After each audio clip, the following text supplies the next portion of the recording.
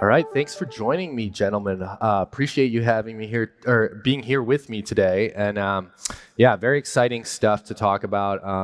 I think workplace automation, even before the generative AI trend really kicked off, I think it was already at the top of mind of a lot of enterprises. So, you guys recently announced. Wipro announced the funding in Kognitos.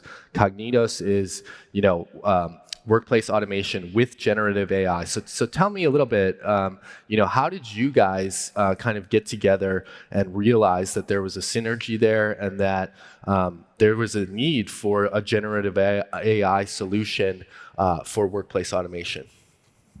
All right. To get it kicked off, let me just introduce myself a little bit. I'm Biplab Adhya, managing partner at Wipro Ventures. So Wipro Ventures is the corporate investment arm of Wipro. We are a technology services company, and we work with global 1,000 corporations, serving them across the enterprise stack. So what we do at Wipro Ventures is to identify disruptive, emerging technology companies that our business units can work with and take the solutions to help our enterprise customers. So in that journey, we have always been, automation is a key component of what our customers want from us. And we have been in the tradition of looking at automation from different lenses over different periods of time. We have seen the evolution from typical rule-based processes to, say, the RPA tools and the low-code, no-code frameworks. And each of them have their own sweet spot. Each of them drive a certain portion of the business agenda for customers. So with the advent of generative AI, we, over the last year or so, as we were building our thesis, we knew that this has the potential to create a even more disruptive way to handle business process automation. And that is where we got introduced to Binny and his team. And, everybody talks about today at least, we have been working together for almost a year, but today at least everybody talks about the potential, what it can do. But what we were looking for also is, the touch of reality around it. What can it do today? How can it be safely used by enterprises? Because we serve global corporations, they are bothered about privacy, security, all of that. So all of that kind of put together is what we found was what synergized us with the Kognitos team and Binny. And at this point, I'll hand over to Binny to talk about what they do, and then we can come back as to how. Absolutely. Yeah, let's hear it. Yeah, thank you, Carl. Thank you, Biplab, for the opportunity to serve our customers with your help as well. Carl, as you heard from Biplab, the notion of bringing automation to enterprises is ages old. In fact, computers were built to automate businesses and make them more efficient. Even in the last talk, you heard that Osama was saying, is accountants were there doing things manually, now machines do it. Now, what we wanted to do at Kognitos is automate those same machines using human language. And the time has come. But we were talking about this 3 years ago, and people were like, oh, that's probably far distant future. But Biplab had the foresight to actually say, hey, maybe that'll happen soon. And made an investment, and we were really focused. I believed that this is going to happen. I was seeing it in my house, in the kitchen. Alexa was getting smarter than what the machines were when I was a kid. Right? When I was a kid, there was a manual, and I had a small Casio calculator that understood BASIC. And I was learning that language. It was the language of the machine, so I had to learn it. It was not natural, but I felt very empowered. And this is when I was 15 years old. And I could make that machine become what I wanted. Computers are very different from a calculator or a GPS, or they are They are very flexible machines. Yeah. And the person who has the power to use that flexibility can change the world. And that's what stuck to me, and that's what made my whole career. I am a computer science nerd in some sense. I've done security, distributed systems, storage, networking, hypervisors, and all throughout my 30 years of experience in computer science, I've always felt that the language of the machine isn't democratized.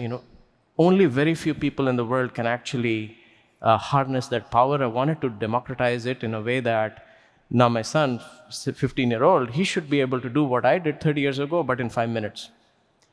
And that was the mission that I wanted to bring forth. Now we are looking at generative AI. Right? This has just recently happened. But as you heard in the last talk as well, this is the culmination of 50 years of research in AI. Yeah. And people were predicting that this will happen. Machines will now get to a level that is a quantum leap from where they used to be. Now you don't have to learn the language of the machine. The machine is now learning the language of humans. Yeah, that's a great point. I think, and we spoke about that even ahead of this panel, is that that is a huge leap that I think even though everybody's excited about generative AI, it's important to take the time to stop and think about that. It's not just that we're making machines that can do things better. It's that the machine is learning our language, that we can converse with them. I think you said, we used to have to learn, even when you were a kid, to use these machines. Now the machines are learning how to learn from us. And so I think that that's very powerful. And so, when we talk about, business process automation, what comes to mind is like invoices. I know that's some of the stuff you're working on. It's receipts, it's accounts payable. So where do you see, what tasks do you see as benefiting the most from generative AI and also Kognitos' particular solution? And I know Wipro has used some as well. So I'd be curious to hear from both of you. Yeah. So if you have people manually handling documents coming into your business, right? There could be any sort of document you receive through an email, or somebody sends you a picture, and now you have to extract data from it, apply business rules on it, validation, hey, is the due date in this quarter? Or do the total of the line items match with what? If the invoice has a purchase order number, I have to do a 3-way reconciliation. If the amount is greater than $10,000, I need to now get approval from my manager, right? All those things, there are a lot of variations. And today, there are thousands of people in the world who are doing it manually. Now, we live in an age where every business is now worried that, hey, we are doing things manually, but the competition might become 2x faster because now they are accelerated by AI. How can I get accelerated? Now, each of these little tasks, they require the intuition of AI, but the rigor of business logic that businesses have always wanted. Computers have been built so that the business doesn't make mistakes. However, we put humans in the loop where a certain amount of judgment is needed, but that needs to be reviewed by a human. So at Kognitos, we have built a platform where you get the benefit of both worlds. You get the rigor of business logic, so you're still following your business process meticulously, but then there are places where you need some kind of human judgment. That's where it will accelerate the human with still human permission, and over time, your business gets faster and faster. And for Wipro, Yeah. you guys are using Kognitos right now. So how is it helping you? Yeah, like I said, when we were talking to Binny and his team, what we were focused on understanding is how real is the promise. Yeah. Because everybody talks about potential, and we wanted to see something which is useful. Yeah. And so, like I said, Wipro is a 250,000 people company. We serve global 1,000 corporations. So we have an extremely complex shared services internally, serving our own stakeholders in the serving financial services use cases, HR use cases, all of that. So we put Kognitos to test in our invoice accounting and collection accounting use cases, and that is where, what the way that our stakeholders used the platform, and that's the power of how it has been built, is, when we traditionally define a business logic, you define it with all its variations. What can go wrong, what all are the edge cases that can potentially happen, and you define a big business requirements document, and then you code around it. And that is the tradition that has happened, even with all the previous generation tools.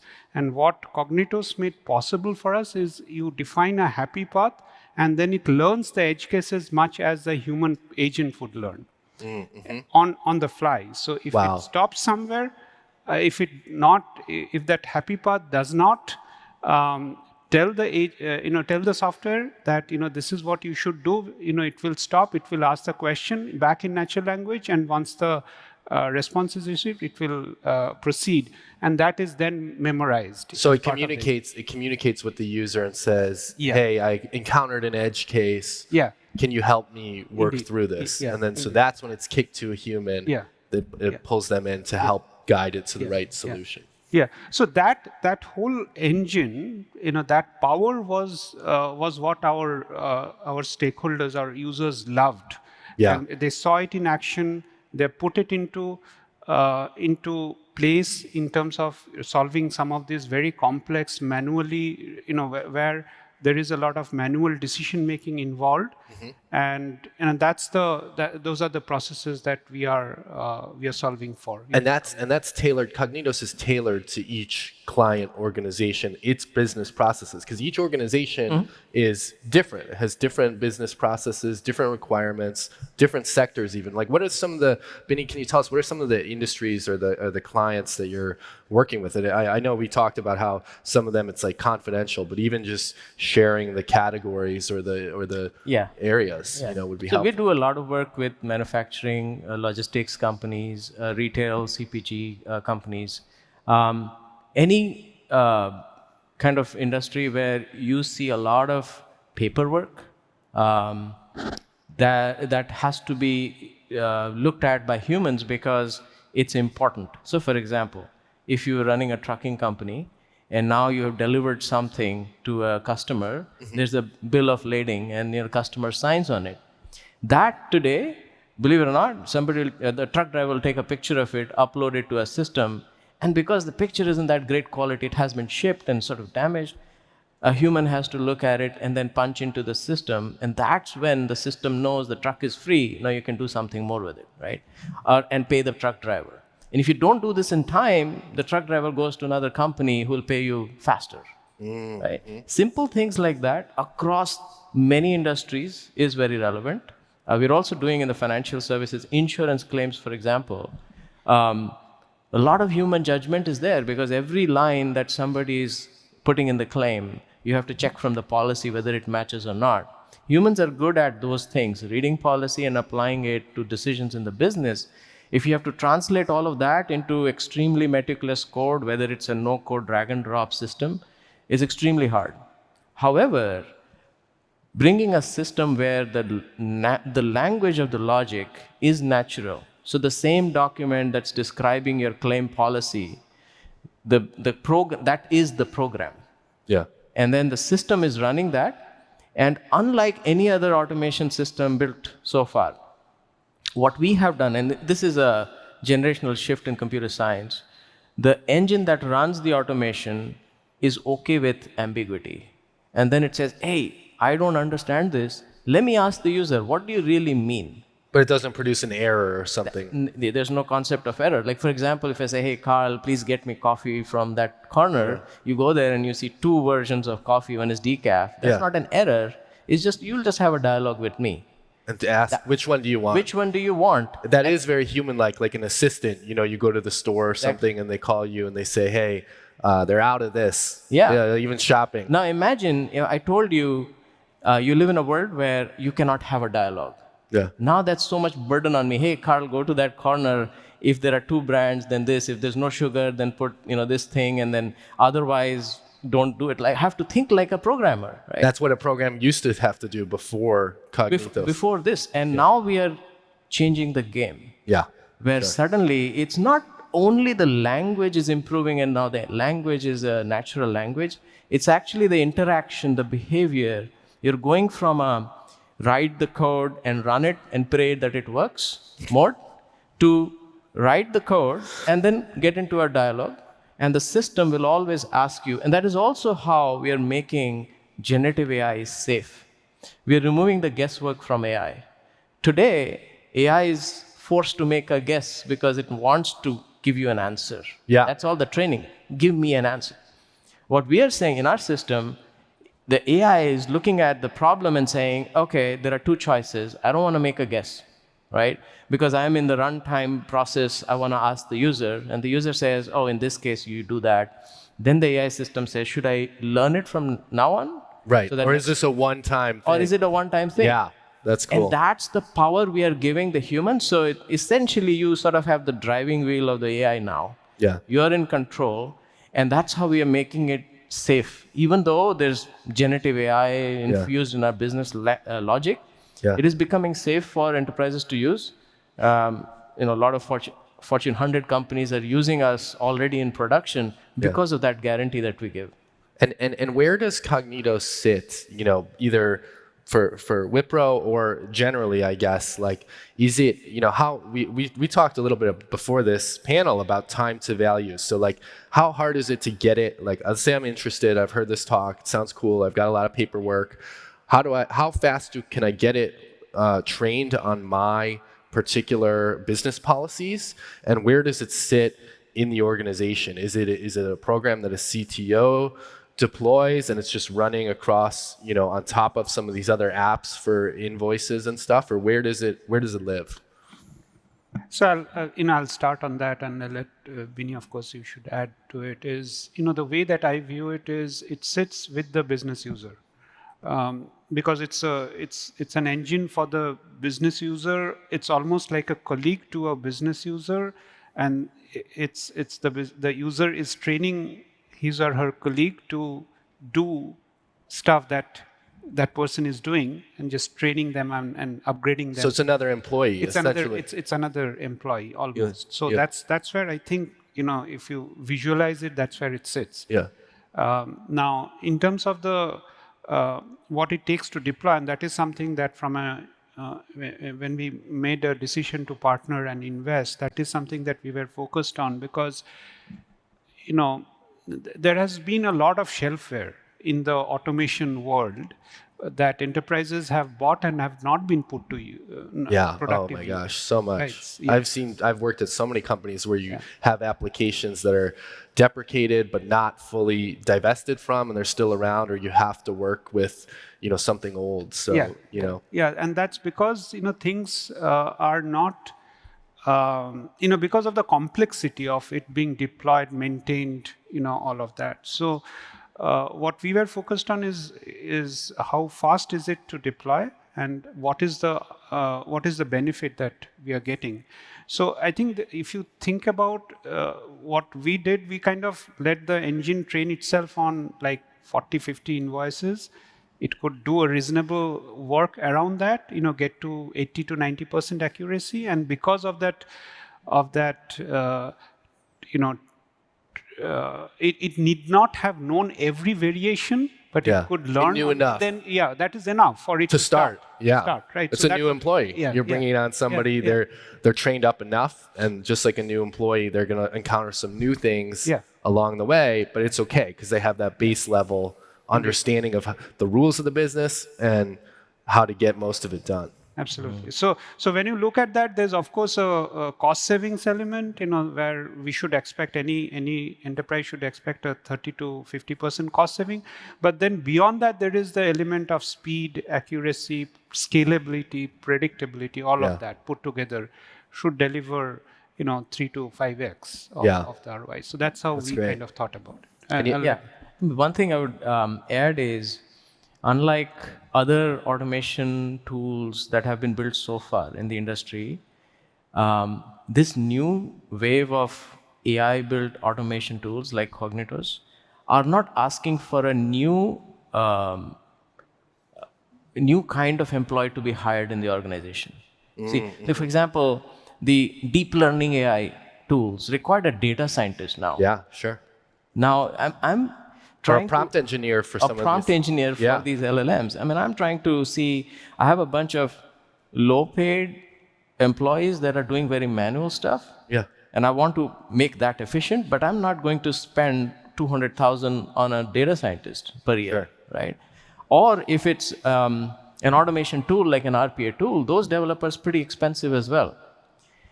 That is the problem. So there are licenses on the shelf, but to use those licenses, I need a skill set that is a developer. Yeah. With Kognitos, you need the skill set that is the subject matter expert that's already in your payroll. They are doing it manually today. They are the people who are the operators of this new tool. You already have them. So all you need really is the business process document that says this is how we're going to do everything, Yes. and the actual people who are doing that, and Yes. they don't have to understand any data science whatsoever. And the beauty, and this is the first time it's happening in computer science, the language of automation is both understood by a layman and the machine. So, very important to understand is the hard thing about automation is when things fail, Yeah. right? The difference between humans and machines is, when things are fine, both will look kind of same. But when things start failing, humans strive to succeed, machines just give up. It's like, oh, somebody else's problem. So when the automation machine gives up, what kind of talent are you bringing in to figure out what went wrong? Those are the highly paid developers. You need to come and say, hey, what went wrong? Is it a tool problem? Is it a business logic problem? And all that. Well, especially if the tool just surfaces like an error dialogue, Yeah. error 1, 2, 3, 4. Who knows what that means? That's even worse, right? Yeah. But now what we are doing is, since the business logic is already in natural language, it's in English, the person who normally does it manually can read it and understand, oh, you were in step 5, this was missing or this went wrong, I know what the problem is. So suddenly you've taken away the cost of maintenance by an order of magnitude, because this person who used to do it manually knows what went wrong. Yeah. Now they have the option of just taking it up and doing it manually, because still 80-20 rule, 80% they didn't have to do it. Or they can say, you know what, let me teach the system. Oh, in this case, this is the answer. Yep. The system is learning. And that is sort of a tectonic shift, actually, how automation is being deployed in large enterprises. You don't need new skill sets. You're empowering your existing people to be more productive. Yeah. And is it, you guys talked about some of the scale here. Is this primarily a large enterprise solution, or is it SMB? It's anybody that deals with, I guess, large amounts of both paperwork, to your point, but is it physical, digital, some combination of both, or who are you seeing as like the primary beneficiaries of this technology? If you look at the scale of the problem, if I'm processing 10 invoices a day, fine, I can do other jobs and I can do that. Yeah. But only in the large enterprises, that scale is really large. And they have tried other tools in the past and that hasn't worked out. So we are seeing a lot of interest from Fortune 100, Fortune 500 companies. But this is applicable across most of the industries. But the gains would be most powerful for those that have so many pieces of information. Couple of kinds of use cases that people wished were able to be solved, but they were not solved with the existing RPA tools. One is processes that keep changing, right? Because every quarter somebody is innovative. They come up with, hey, let's change this process this way. Discounting now will be only 20%, not 25%, whatever, right? So those processes, if you automate using traditional tools, now you need to pull in somebody who's an expert in the tool every quarter to solve it. So they have not done that. It's very easy to do it if the language is the language of the business user. Nice. So that's number one. That's super helpful. The other one is long end-to-end processes, like 50-step processes, end of quarter closing or something complicated. Now people maintain spreadsheets and say, oh, check, I've done this, right? People are doing it manually today. Yeah. Why doesn't a machine do it? Because If you have 98% accuracy for every step and you have 50 steps, you will fail. Right. That compounds over time. Yeah. So, and nobody wants to deal with a failed automation at the end of the quarter. And that's why No, they it's don't almost worse than having it just have a person do it to begin with, do it right the first way. Now you have to go back. The thing that was supposed to save you time added time. Those are the places where we say, you know what, you need a different kind of technology where failure is just a question. Yeah. And then you can say, okay, I figured it out, continue now, right? So nothing fails. And then it learns for the next quarter. Yeah. So that's where we are seeing a lot of traction. Okay, cool. Well, I know we're coming up on time, but before I get to audience questions, I do want to ask, are you guys using proprietary models, large language models, or is it kind of more of the commercial ones that are available, or what's the mix of the technology that's powering the Kognitos solutions? We are using a mix, so we have our own AI models for understanding the natural language itself. But in terms of doing generative AI, we use what the customer wants to use. Privacy is really important. Security is really important. So if they want to keep their data within their own boundaries, then we leverage the models that are there in their own cloud. So we're working with a bunch of partners to make that happen as well. And I do want to ask also as well about time to value, because even though we touched a little bit upon that, that was a metric that I found pretty fascinating even prior to our conversation here. And so, why was that an important metric for you guys to go after as far as something that you wanted to improve for the customer, for the client? It's a secular observation that I have. Any technology you'll see, the time to value over the decades will shrink, right? Building a video, for example, 2 decades ago was a massive project. Now I take my cell phone, put it on YouTube in 5 minutes. And that's how you proliferate democratized use of some technology, make it simpler.